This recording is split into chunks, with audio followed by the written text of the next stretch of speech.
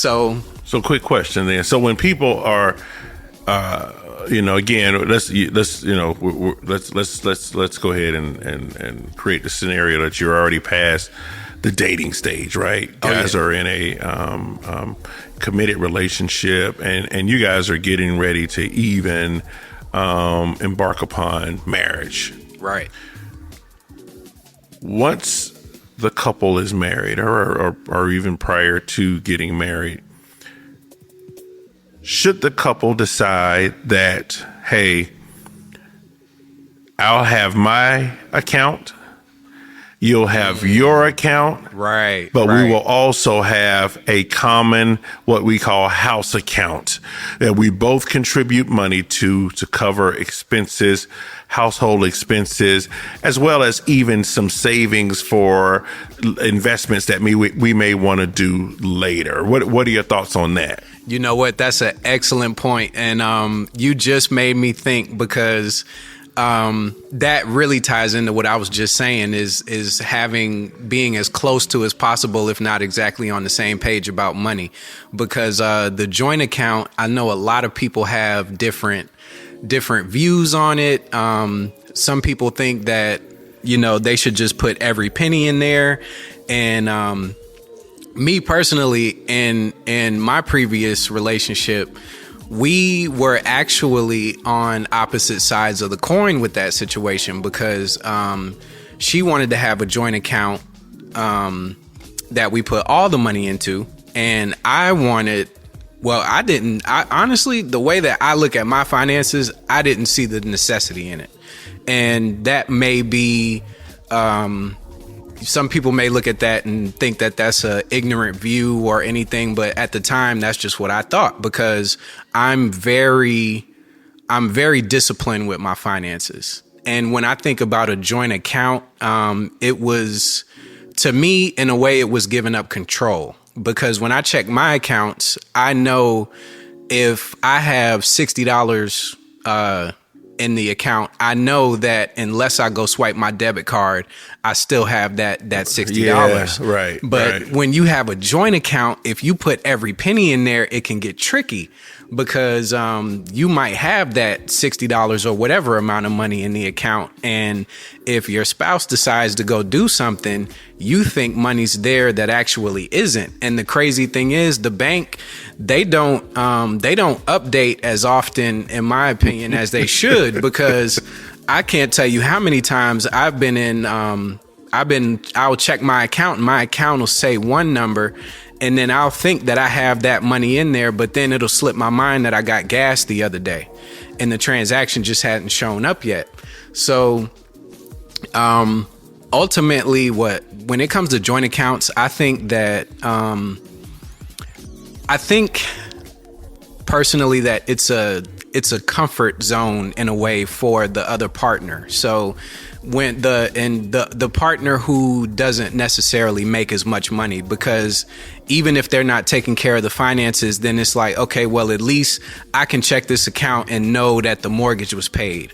I know that, I can get in my car and I can go somewhere and I don't have to worry about the repo man trying to track me down. Yeah. So what me and in my previous situation, what we ultimately decided was we would get a joint account, and it would be strictly for bills. And the way that we were going to divide the finances is we were going to budget our monthly finances, cell phone, car insurance, the rent that we were paying at the place we were staying, and whatever that monthly amount is, we would put that amount in the account, and then we would pay the bills, and everything that was left over, what I had left over went to my personal checking account, and what she had left over went to her personal checking account. Okay. So I think that it's definitely one of those necessary evils, because it can definitely be a touchy subject, especially, and I learned that too, when you're in a situation where, you make more, or like you said, if your spouse is making more money than you, especially as a man, it can definitely feel emasculating, but it definitely needs a conversation that needs to be had. So you all will be on the same page. And as far as joint accounts, I'd say do what works for you.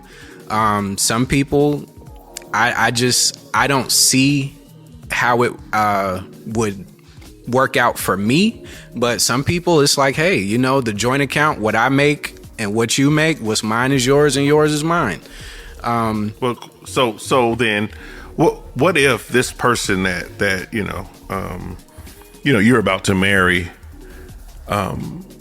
simply does not want to talk about money?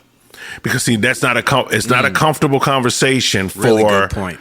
a lot of people. Right. So should that be an automatic red flag? If the person that you're about to commit to, be married to, if you want to try to be on the same page with this individual when it comes to the future finances, or the collective finances for both people, to under one roof, would that make you think twice if this person avoids the conversation? Would it appear that they're hiding something? Would it appear that, again, there's just something that they don't want you to know? How would you handle that? How would you handle a person that, or the whole topic about someone not wanting to discuss their finances? What would you do?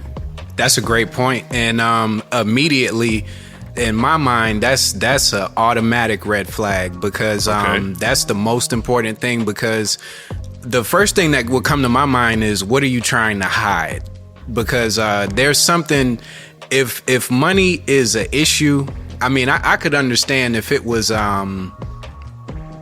maybe something that I didn't know. Like something that, it could have been like a personal situation, like maybe something happened in your childhood and you're really careful with who you talk about it, and you don't know if like a car repossession 7 years ago, whatever. Right, Okay. right. But that is something that you definitely need to, it needs to be known up front, because that definitely ties into the importance of knowing how that other person views money. Because if they're not good with money, then we need to have that conversation. And if you're not gonna if you're gonna try to just spring that on me last minute, involuntarily, so if we wound up trying to go do something, like we might try to go get a house and both of us want to be on the mortgage, but now the bank is coming back and saying, hey, we're not going to lend you a pencil, because your co-applicant, they have a bankruptcy, or and it hasn't passed 7 years, or they may have a car repossessed recently. And that's definitely something that needs to be set up front, because that would make me think 3 times if that were the case. And that's definitely, to me, that's an automatic red flag, because it's like, what are you hiding? Quick question. Should couples then